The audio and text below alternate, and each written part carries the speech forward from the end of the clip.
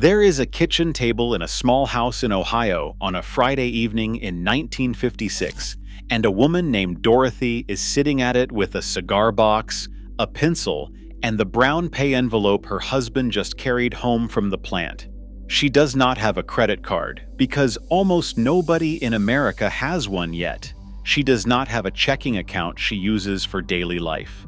What she has is that cigar box, a stack of smaller envelopes, and a way of doing things that her own mother taught her at this very same kind of table 20 years before. In about 15 minutes, sitting there alone with the radio on low, Dorothy is going to do something with that paycheck that almost no American family knows how to do anymore. Before we go any further, hit subscribe and tell me in the comments where you grew up, because I want to know if your mother sat at a table like that one too. You talk to enough older folks at the diner on a slow morning, you start hearing the same thing over and over, and it always comes out a little quiet, almost like a confession. A man could work a regular job in this country in the 1950s, nothing fancy, just steady, and that one paycheck could carry a whole family, buy a house, put food on the table, and still leave a little something in the bank at the end of the month. Their children look at them like they are making it up. And the strangest part, the part that sits heavy once you really chew on it, is that not one of the things those families did has stopped working. The math still holds. We just quietly handed all of it away and let somebody talk us into a worse deal. Number 20, the cigar box on the kitchen table. Every Friday, the paycheck came home in cash or as a check cashed straight at the bank. And before a single dollar got spent, it got divided. Rent in one envelope, groceries in another, light bill, coal, church, doctor, and a little one in the back marked savings, and that savings envelope was sacred, the one nobody was allowed to raid, no matter how thin the week got. When the grocery envelope went empty on a Thursday, the family ate lighter until Friday came around again, and nobody touched the rent envelope to do it. There was a kind of peace in that, a peace most people today have never felt one single time, the peace of knowing exactly where every dollar stood. The Bureau of Economic Analysis started keeping records on how much Americans save out of every paycheck, and in those early years, a typical family was setting aside somewhere around 10 cents of every single dollar that came through the door. Today, that number sits closer to 4. Dorothy did better with the cigar box and a pencil than most people manage now with a phone full of banking apps, and she never once lost a minute of sleep over a balance she could not explain. Number 19. The Christmas Club book at the corner bank. Every January, Dorothy walked down to the savings and loan and opened a little book. Every single week after that, she slid a few dollars across the counter, and the teller stamped the next line, $5 some weeks, a couple more when there was room. She could not take it out early without paying a fee, and that was the whole point, because the fee protected the money from her own worst Tuesday. Then in the middle of November, the bank mailed her a check for the whole year of saving. That check bought Christmas, the tree and the turkey, the shoes for the children, and one soft wrapped thing for her husband, all of it paid for, all of it free and clear before the first carol ever played. The first one of these started back in 1909 at a bank in Pennsylvania. A man named Merkel Landis at the Carlyle Trust Company began it. By the early 1980s, there were 23 million Americans putting away $6 billion a year this way. Think about that number, 23 million families who walked into January already knowing Christmas was handled. Then the credit card came along and whispered that you did not need to wait anymore, that you could have it all tonight. A whole nation stopped waiting and started waking up in January owing money instead of holding it. Number 18. The paper tag in the back of the store. Dorothy could not pay for the new winter coat all at once, so the man at the department store wrote her name on a tag, hung it on the coat, and put it in the back room. Every week she came in and paid a few dollars against it, and when the last payment landed, she carried the coat home. No interest, no credit check, no application. They called it layaway. Newsweek once called it one of the relics of the 1950s retailing genius. The price was locked the day she started. The coat was guaranteed, and the day she walked out with it, she owed nobody anything. Compare that to a card at 20-some%, and you start to see what got traded away while everybody was looking the other direction. Number 17. Paying cash and asking for the better price. First, a pattern break. Dorothy's husband never walked into a store and just paid whatever the tag said. He carried cash, and cash had power. He would point at the floor model washing machine, the one with the little scratch, and ask what the fellow could do for him if he paid right there, right now. No financing, no paperwork, just folding money on the counter. 9 times out of 10, the fellow knocked something off because cash in hand on a slow afternoon beat a maybe. That was not rudeness, and it was not being cheap. That was just how grown people did business with each other, plain and direct and a little bit friendly. Somewhere along the way, we got taught that the printed price is a sacred thing you are not allowed to question, that asking is somehow shameful, and a whole generation forgot that the price was almost always a starting point, and that the word no never cost anybody a dime. Number 16. The garden that fed the family. Out the back door, Dorothy kept a garden, and it was not a hobby, and it was not for the photographs. Tomatoes along the fence, beans up the strings, potatoes in the side row, enough to feed the table all summer long. What the family did not eat fresh, she put up in jars on the cellar shelf, row after row of them catching the light, and those jars carried them clear through the winter. A family that gardened and canned cut a serious piece off the grocery bill every single year, and the grocery bill was one of the biggest things a household had to carry. She never called it self-sufficiency, and she never called it organic. She called it supper, and she would have laughed at anyone who made it sound like more than that. Number 15. Buying it once and buying it right. When Dorothy's husband bought a set of tools, or a cast iron pan, or a good winter coat, he bought the best one he could afford that week because he planned to buy it only once in his life. The cast iron pan his mother handed down still sat on Dorothy's stove, black and smooth and worth more than anything you could buy new. People kept their things. They oiled the tools, they resoled the shoes, they patched the coat, and the things lasted 40 years because they were built to, and because somebody took care of them. We buy the cheap one 3 times instead of the good one once, and we call that saving money. Number 14. The home that doubled as a paycheck. Plenty of families in the 50s did not just live in their house, they let the house earn its keep. They took in a boarder, a young school teacher, or a railroad man who needed a clean room and a couple of meals, and that rent covered a real chunk of the monthly payment. Or they bought the little 2-family place instead of the single, lived on one side, rented out the other.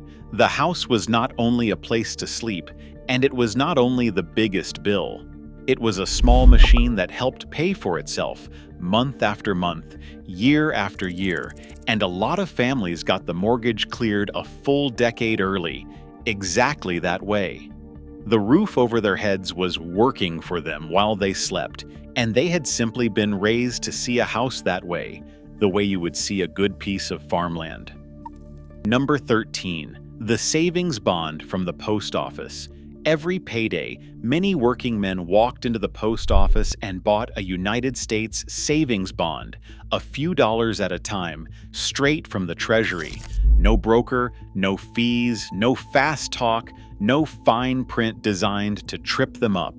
The bond just sat there, slow and patient, backed by the full weight of the government itself, and over the years it quietly doubled while nobody touched it. Some families had a whole drawer full of those bonds when the old man finally retired, tucked behind the socks, And that drawer turned out to be worth more than they ever let on at the dinner table. It was the most boring investment in America, and boring, it turned out, was exactly what built the thing. Number 12. The whole life policy bought when the baby came home. Working families in the 50s walked into the insurance office about a week after bringing the new baby back from the hospital, and they bought a small whole life policy for a few dollars a month. Second pattern break. Sit with this one a moment. That little policy was not only about the worst day. As the years passed, it built up a cash value inside it, and the family could borrow against that money at a fixed low rate, no credit check, no permission needed from anybody. It became their own private bank, sitting quietly in the dresser drawer, ready for a down payment or an emergency or a chance that needed money fast. Number 11. Doing it yourself instead of paying someone. Dorothy sewed. She made dresses for the girls from a paper pattern for a fraction of the store price, and she let the hems down as the children grew instead of buying new. Her husband fixed the leaking faucet, patched the roof, and rebuilt the carburetor in the driveway on a Sunday. They were not showing off. The plumber, the tailor, and the mechanic all cost money the family would rather keep, and most of what those tradesmen did was something a careful person could learn. Every job they did themselves was money that stayed in the cigar box. Number 10. Eating at the kitchen table. A family in the 50s ate at home almost every single night. And not because restaurants did not exist, and not because they did not enjoy a treat now and then. They ate at home because eating out was understood for exactly what it is: the single fastest way to watch food money disappear into somebody else's register. Dorothy cooked from scratch, stretched a Sunday roast into Monday hash and Tuesday soup, and used the bones for stock. Nothing got thrown out that could still feed somebody, because wasting food was very nearly a sin in that house. And there was something else at that table that never showed up on any budget. The family all in one place at one time every evening, talking. And that was worth more than money, too. The family that eats at its own table keeps a fortune over the years that the family eating out never even sees. Number 9. Buying a car several years old. When it came time for a car, Dorothy's husband bought one that was 3 or 4 years old because he understood something every man in the neighborhood understood. A brand new car loses a big piece of its value the moment it rolls off the lot, and that lost value is just money walking out of the household, never to come back. Let some other fellow take that hit. The used car ran fine, got the family everywhere it needed to go, and the difference in price went straight into savings. Number 8. Living on less than came in, on purpose. Here is the quiet engine under all of it. A family in 1956, earning say $4,000 a year, made a decision to live like they earned $3,500.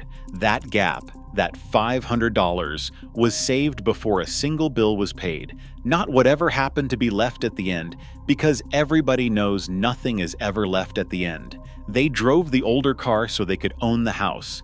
They skipped the fancy things so they could sleep at night. The neighbor flashing the new everything, the new car, and the new television, and the new outfits was usually drowning quietly behind that front door, one bad month away from losing all of it. And the plain-looking family down the street, the one nobody envied, was the one that actually owned what it had. Dorothy understood the difference between looking comfortable and being comfortable, and she chose being every single time, even when nobody was watching and nobody clapped. Number 7. The mortgage you actually meant to finish. When Dorothy and her husband signed for the house, they signed for 15 years, maybe 20, and they meant to burn that paper before they got old.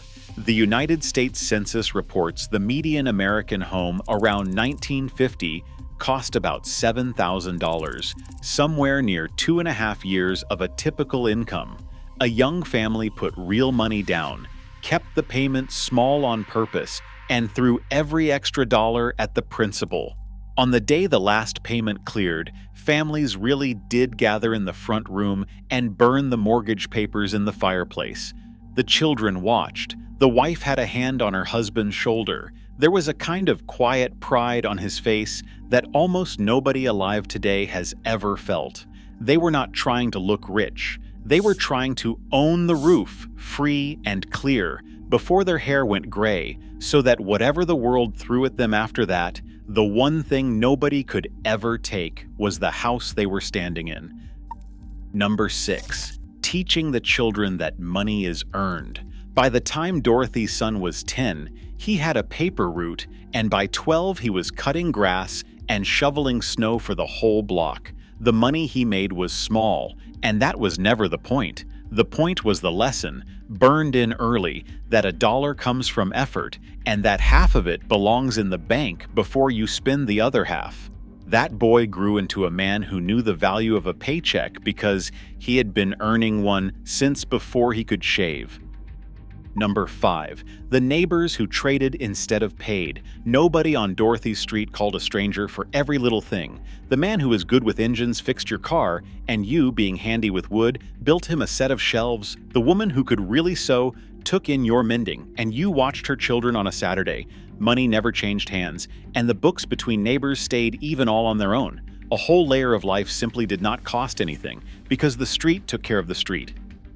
Number 4. Keeping a little cash where you could see it. These were families who remembered the 1930s, who remembered the banks locking their doors, and they did not trust every dollar to a building downtown, so they kept some of it close. A roll of bills in the coffee can, a little in the back of the drawer under the sweaters. It was not a fortune. It was the rainy day money, and when the rainy day came, and it always came, the money was right there, calm and certain in theirs. Number 3. Fixing the thing instead of throwing it out. When the radio quit, Dorothy's husband did not throw it out. He took the back off, found the tube that had burned, and bought a new one at the hardware store for pocket change. When a chair got wobbly, he glued it. When the toaster died, he opened it up. Things were built to be opened and mended, and a man who could mend them saved real money every year, money that a man today simply hands over without thinking. Number 2. Waiting until you could afford it. Maybe the hardest one for modern ears. If Dorothy wanted a new sofa, and the sofa money was not there yet, then there was no new sofa. Not this month. There was the old sofa, with a nice blanket thrown over the worn arm. And there was a plan, and there was the patience to wait until the money was real. Wanting a thing was never the same as buying a thing. The gap between those two was filled with saving, and that gap is exactly where a family built its whole quiet fortune. Number 1. All of it, stacked together, pointed at one thing. None of these was a trick on its own. The cigar box, the Christmas club, the layaway tag, the garden, the bonds, the policy, the used car, the paid-off house, the children learning the value of a dollar. Every one of them was a small thing, but Dorothy and her husband did all of them at the same time, year after year after year, and stacked together, they built something that looks almost impossible from where we are standing now. One ordinary paycheck, one ordinary family, a house owned free and clear, a little money in the bank, and not one phone call from a collector ever. They were not lucky and they were not rich. They were just steady. And steady, it turns out, was the whole secret. Dorothy is gone now, and so is the little house in Ohio, sold off to strangers a long time ago. The cigar box ended up in a box of odds and ends in some grandchild's attic, the pencil still rattling around inside it, the faded envelopes still tucked in the bottom. The Christmas Club book is in a drawer nobody opens, but every single thing she did at that kitchen table on a Friday night still works exactly as well as it ever did. The bank did not outlaw the cigar box. Nobody made the garden illegal, the savings bond is still sold by the same Treasury, and the word no still works on a salesman exactly the way it did in 1956. All of it is still sitting right there, waiting, the way Dorothy left it. Somewhere out there, a young couple is sitting at their own kitchen table tonight, tired, staring at a screen full of numbers that do not add up, feeling like the system was simply built to beat them, with no idea that the woman who solved this exact problem was their own grandmother, and that she did it with a cigar box, a pencil, and 15 quiet minutes on a Friday.